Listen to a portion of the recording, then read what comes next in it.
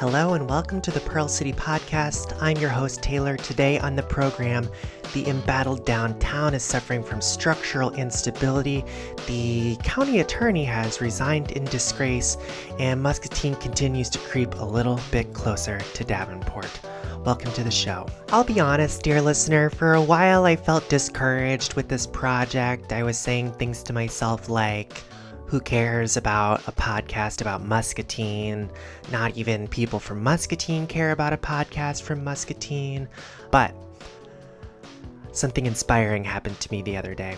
I was on Muscatine History and Memories Facebook group, one of my favorite Facebook groups, and one that I depend on for this project, when the admin of Muscatine History and Memories Facebook group made a post clarifying that he has not lived in Muscatine for 54 years. I was awestruck and inspired because if that gentleman can be, as far as I can tell, the best source for historical information on a town that he hasn't lived in for 54 fucking years, I can bring my little podcast to the 6.5 people who will appreciate it. And so here I am. Welcome back. Let's try to get a little momentum going. Subscribe to the feed, okay? I paid $30 to a SoundCloud DJ for the rights to use that beat, so I hope you like it.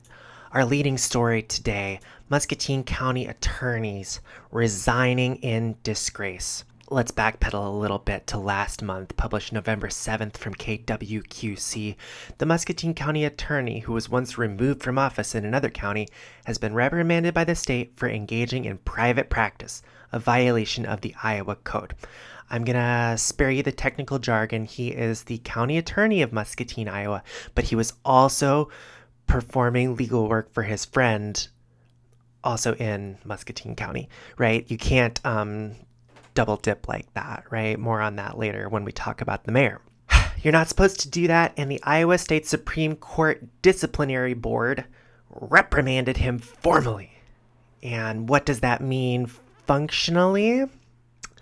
Nothing. They published a little piece of paper saying that they wagged their finger at this guy, and that is all that happened to him, because that is all that happens to white-collar criminals. Okay, so that's the background. Fast forward to December 1st, the Muscatine County Board of Supervisors accepted a letter of resignation from the county attorney that takes effect on January 4th. He said during the meeting that his resignation did not have anything to do with his recent reprimand from the state Supreme Court Disciplinary Board.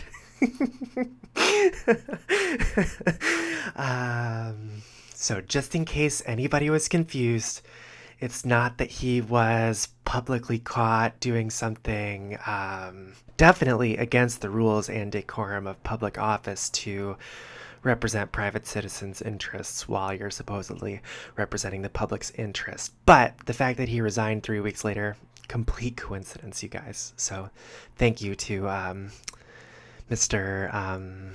We don't use names on this show, but thank you to our former county attorney for clarifying that pure coincidence. Here's what I'll say to this guy's credit. As far as shadiness and potential evil goes, he is a lot better than the last county attorney. But I don't use names on this show. Moving from the courthouse over to 2nd Street, 2 buildings have been vacated after some structural instability was detected. Let's go back to KWQC. Shout out to them for not having a paywall. 2 businesses, 2 building owners, the tenants of the businesses and the apartments above were evacuated for their safety. It looks like this building is on the corner of 2nd Street and Sycamore. Lovely turret. That storefront has been a zillion different things in my lifetime, as have all of them. For the official story, we'll go to the mayor. There's a wall that was shared and it was damaged because potential movement, right? That is exactly as it's written, dear listener.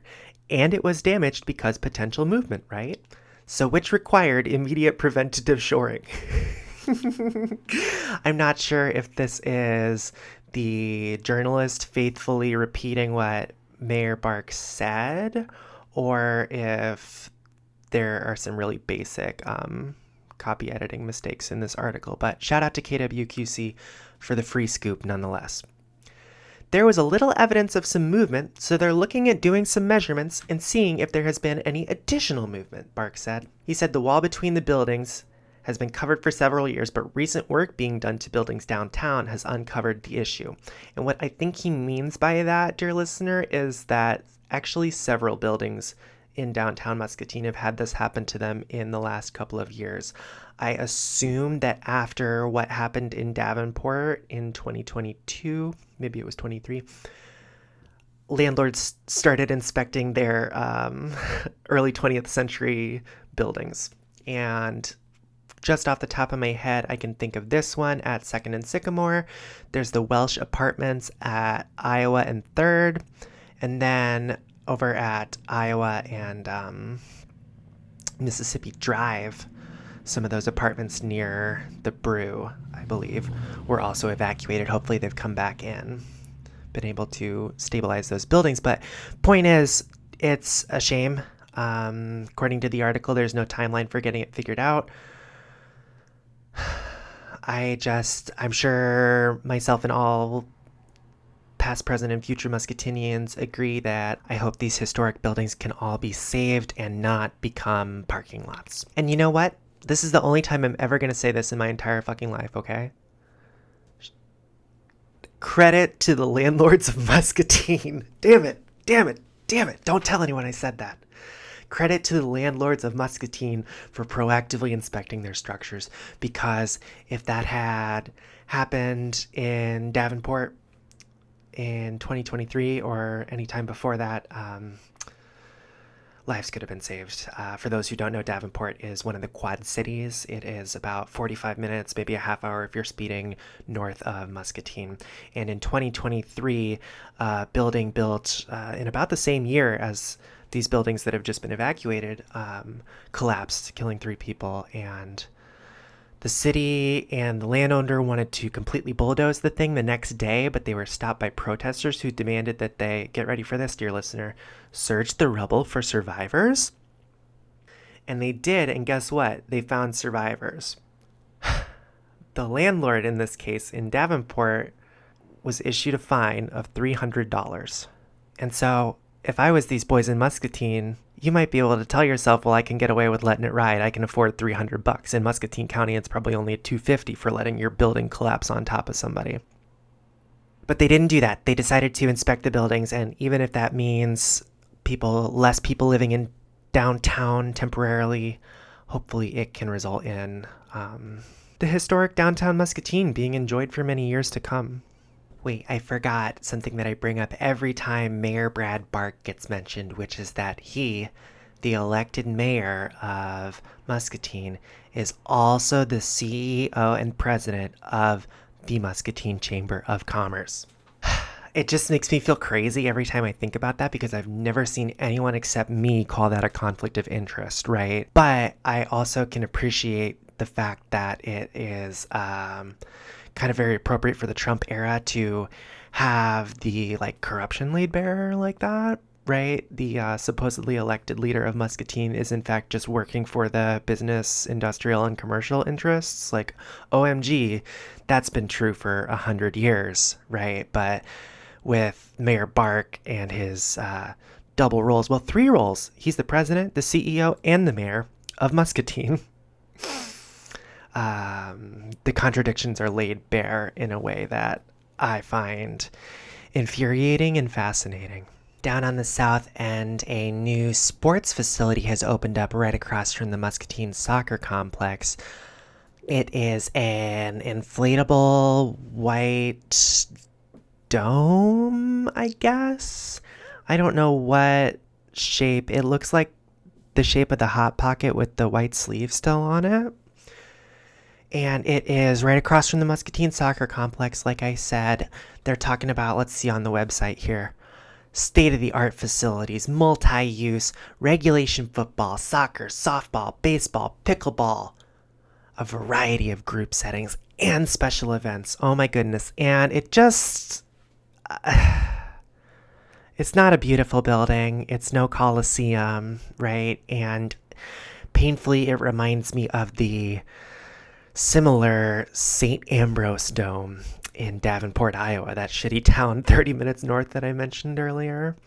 So, whatever. I don't care. I'm sort of like, Davenport is that way, sir. And Davenport is a much more suitable home for ugly sports bubbles. I also want to say, not for nothing, when I grew up in the public housing right next to the Muscatine soccer complex and across the street from where this dome is now, there was a huge problem with soccer parking in tenant spots, right? And so we would have nowhere to park on these big soccer tournament days. Since then, the soccer complex has only gotten bigger, and now they have a whole nother sports stadium, arena, center, whatever, bubble opening up right across from the public housing. And so I just hope that they're able to enforce the parking for those people who live there. And that brings us to our penultimate story, headline KWQC, Muscatine accepts land donation from H&I Corporation for future housing development. H&I Corporation, if you don't know, is one of the nation's leading manufacturers of office furniture, and their corporate headquarters and I believe largest base of manufacturing is in Muscatine. So earlier when I was talking about the people who actually run Muscatine, H&I Corp would be under that umbrella. The donation provides the city with strategically located land that will be considered for future residential development projects, hoping to address community growth, housing needs, and neighborhood revitalization. The problem with that last bit there, neighborhood revitalization, is that there is no neighborhood. This land that's been donated is located next to a Menards and US Highway 61. There are H&I warehouses over in the area, which is probably why they owned that land in the first place, but there is by no means a neighborhood here to revitalize, because I don't think this is the neighborhood that they're trying to revitalize. My belief is that the powers that be want downtown to be expensive to live in. They want the affordable housing gone. They want the undesirables out of sight, and what they're doing to lure them away is developing along US Highway 61, colloquially known as the bypass, as in it's supposed to help trucks bypass city traffic, right? Instead, people keep building along it, and our city creeps northward into closer and closer to Scott County, and I just I hate to see it. Because I love Muscatine. I really do. I'm critical, but that's just because I want it to be good. So that sucks. It's bullshit. There's not a neighborhood out there. It was soybeans 25 years ago. Workers of Muscatine, you have nothing to lose but your chains. And then on a lighter note here, I can't get past the Muscatine Journal's paywall, but that's okay because I only need the headline. Lee Enterprises CFO to leave to become a pastor. Lee Enterprises is the media conglomerate that owns the Muscatine Journal, the Quad City Times, and many small newspapers around the country. When we talk about the death of independent media and like local news and journalism and stuff like that, it's because they're all getting bought up by corporations like Lee. And Lee is one of the smaller ones too. So to hear their chief financial officer having a literal come to Jesus moment by quitting and going to become a pastor is, well, it's heartwarming. And I hope that it means the Muscatine Journal will be available for purchase soon, because I will start a GoFundMe and we will take that over. All right. Okay. I think I pulled it off. Thank you so much for listening. Please like, share, subscribe. You've heard it before. And I hope to see you again on this feed really soon. Bye now.